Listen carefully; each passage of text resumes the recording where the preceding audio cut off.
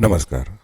मैं श्रीपाद बख्शी पुनः उपस्थित हूँ आपके सामने पानी से जिंदगी से एक और मोती लेकर। कॉलेज की एक कक्षा में एक प्रोफेसर प्रवेश करते हैं और तीसरी कतार में बैठी एक लड़की से उसका नाम पूछते हैं। वो लड़की जवाब देती है और प्रत्युत्तर में प्रोफेसर उस बच्ची को कक्षा से बाहर चले जाने के लिए कहते हैं। कोई भी इस बात को समझ नहीं पाता।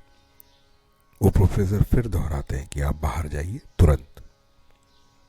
वो लड़की बेबस होकर बाहर चली जाती है।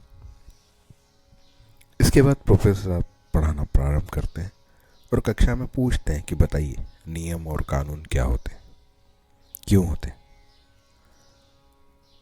कोई कुछ जवाब देता है, कोई कुछ, फिर एक जवाब मिलता है कि ताकि न्याय मिले।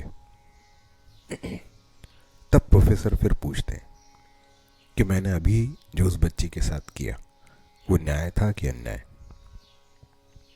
वो निश्चित रूप से अन्याय था, परंतु जब आपने देखा कि अन्याय हो रहा है तो आप इतने लोग इस कक्षा में बैठे हैं, किसी ने भी इस बात पर आपत्ति क्यों नहीं उठाई?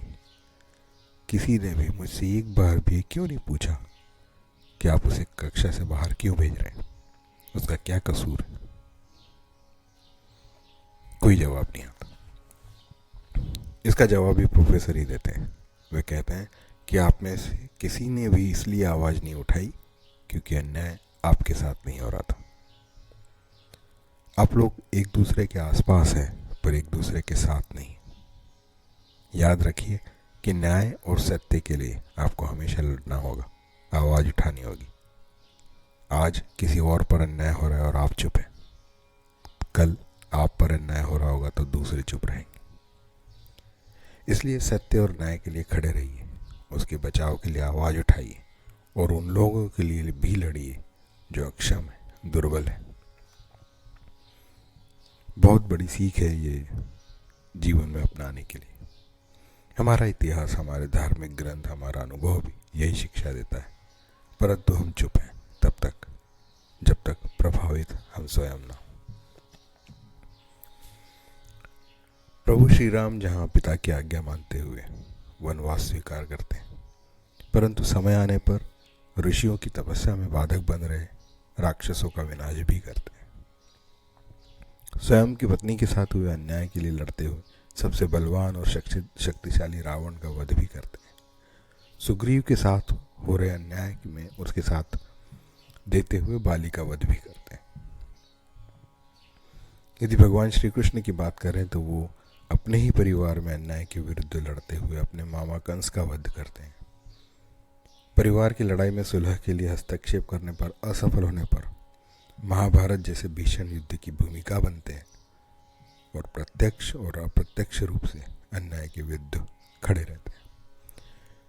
हमारे सिख गुरुओं का जीवन भी अन्याय के विरुद्ध लड़ने में अर्पित हुआ। राजा छत्रपति शिवाजी जैसे अनेक लोग हमें इसीलिए आदरणीय लगते हैं कि वे अन्याय के विरुद्ध लड़े।